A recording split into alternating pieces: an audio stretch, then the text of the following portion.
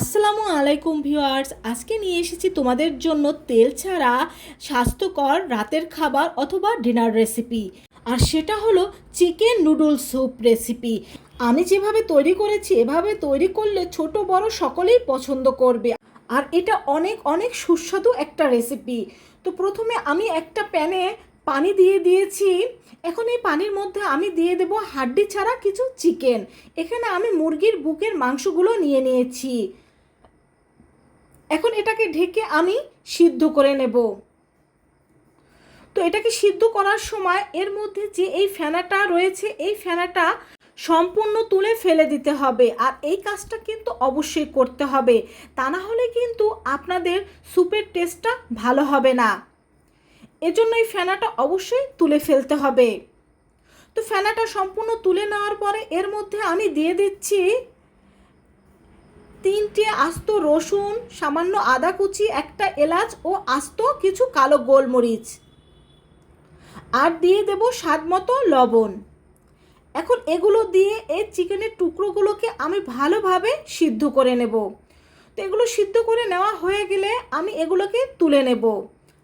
আর এই চিকেনের যে সিদ্ধ করার পানিটা রয়ে গিয়েছে এটা আমরা ফেলে দেব না, এটাকে আমরা স্যুপ তৈরি করার ক্ষেত্রে ব্যবহার করব।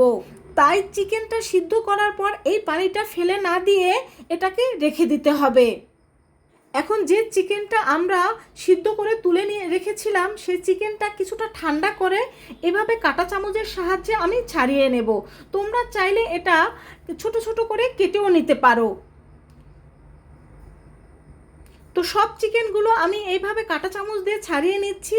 দেখো সব চিকেনগুলো আমার ছাড়ানো হয়ে গিয়েছে। এখন আর একটা ছোটো বাটিতে আমি নিয়ে নিচ্ছি 1.5 টেবিল চামচ পরিমাণ কর্নফ্লাওয়ার। আর এই 1.5 টেবিল চামচ কর্নফ্লাওয়ারের মধ্যে আমি সামান্য পানি দিয়ে এটাকে গুলিয়ে এক সাইড করে রেখে দেব। এটাও আমার স্যুপ তৈরির কাজে ব্যবহার করব।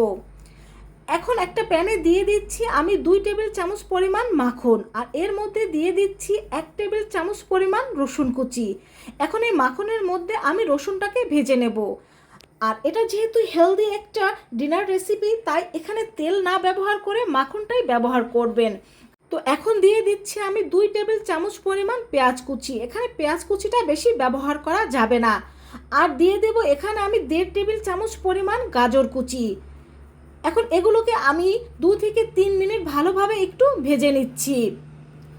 তারপরে এর মধ্যে আমি দিয়ে দেব সামান্য সবুজ কালারের ক্যাপসিকাম।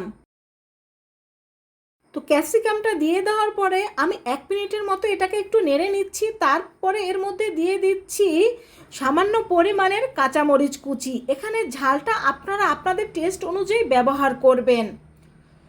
তো এগুলোকে ভেজে নেওয়ার পরে এর মধ্যে আমি দিয়ে দিচ্ছি 1 টেবিল চামচ পরিমাণ ময়দা। এখানে ময়দার পরিবর্তে আপনারা আটাটাও চাইলে ব্যবহার করতে পারেন। এখন এই ময়দাটা আমি ভেজিটেবলের সাথে ভালোভাবে ভেজে নিচ্ছি।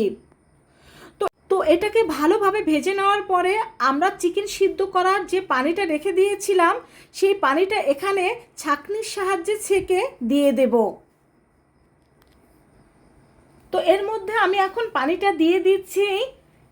এখানে আমি কোনো বাড়তি পানি ব্যবহার করব না, এই পানিটা দিয়েই স্যুপটা তৈরি করে নেব। তবে আপনাদের ক্ষেত্রে যদি পানির প্রয়োজন মনে হয় সামান্য পানি ব্যবহার করতে পারেন। দিয়ে দিচ্ছি 1 চিমটির মতো কালো গোলমরিচের গুঁড়ো।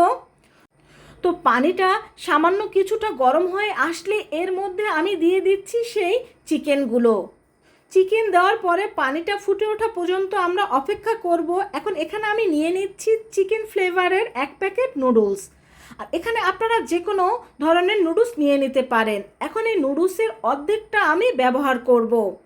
আর এই অর্ধেক নুডলস ব্যবহার করার পরও কিন্তু 4 জন মানুষ অনায়াসে এই স্যুপটা খেয়ে নিতে পারবে। তো নুডলসগুলো আমি দিয়ে দিচ্ছি। এখন এই নুডলসের সাথে এই স্যুপটা আমি ভালোভাবে রান্না করে নেব। আর এখানে আমি কিছু চেরা কাঁচামরিচ দিয়ে দিয়েছি। আর এখানে আমি আরও কিছুটা লবণ অ্যাড করে দিচ্ছি। আপনারা এটা চেক করে লবণটা দিয়ে দিবেন, কারণ আমরা চিকেন সিদ্ধ করার সময় লবণ ব্যবহার করেছি। আর এই চিকেনের পানির মধ্যে কিন্তু অনেক লবণ রয়েছে, তাই একটু চেক করে লবণটা দিয়ে দেবেন। এখন আমরা যে কর্নফ্লাওয়ারটা গুলিয়ে রেখেছিলাম সেই কর্নফ্লাওয়ারটা এর মধ্যে দিয়ে দেব, আর এটা দিতে থাকবো আর ভালোভাবে নাড়তে থাকবো। এটা দেওয়ার পর নাড়াটা কিন্তু বন্ধ করা যাবে না, এতে কর্নফ্লাওয়ারটা দলা পেকে যাবে। আর এই কর্নফ্লাওয়ারটা কিন্তু আমাদের এই স্যুপটাকে অনেকটা ঘন করতে সাহায্য করবে। তো কর্নফ্লাওয়ারটা দেওয়ার পর বেশিক্ষণ আমাদের রান্না করার প্রয়োজন হবে না, মাত্র 4 থেকে 5 মিনিট এটা রান্না করলেই তৈরি হয়ে যাবে।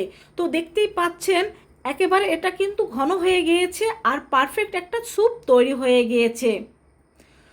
তো আমাদের চিকেন নুডলস স্যুপটা কিন্তু একেবারে তৈরি। তো এটাকে আমি একটা বাটিতে সার্ভ করে নিচ্ছি। দেখুন এটা দেখতে কিন্তু অনেক লোভনীয় হয়েছে। এখানে চাইলে আপনারা টমেটো সসটাও ব্যবহার করতে পারেন, তো আমি এখানে টমেটো সসটা ব্যবহার করিনি, কারণ এখানে এই স্যুপটা বড়রাও খাবে, তারা টমেটো সসটা খাবে না, এজন্য আমি এটার মধ্যে দিলাম না। আর এর মধ্যে আমি দিয়ে দিয়েছি 1.5 টেবিল চামচ পরিমাণ লেবুর রস। এই লেবুর রসটা দেওয়ার পর এটাকে একটু নেড়ে মিশিয়ে নিচ্ছি। তো আপনারা এটা আলাদা একটা বাটিতে সার্ভ করে টমেটো সস দিয়ে খেয়ে নিতে পারেন। তো তৈরি হয়ে গেল আমাদের ডিনার অথবা রাতের খাবার, হেলদি ও স্বাস্থ্যকর চিকেন নুডলস স্যুপ রেসিপি। আর বন্ধুরা এটা খেতে কিন্তু সত্যিই খুব ভালো হয়, একবার ট্রাই করে দেখো, দেখবে তোমাদের কাছে খুব ভালো লাগবে। আমার বাসার বাচ্চারাও কিন্তু এই স্যুপটা খুব পছন্দ করে থাকে। তো সবাই ভালো থেকো, আল্লাহ হাফেজ।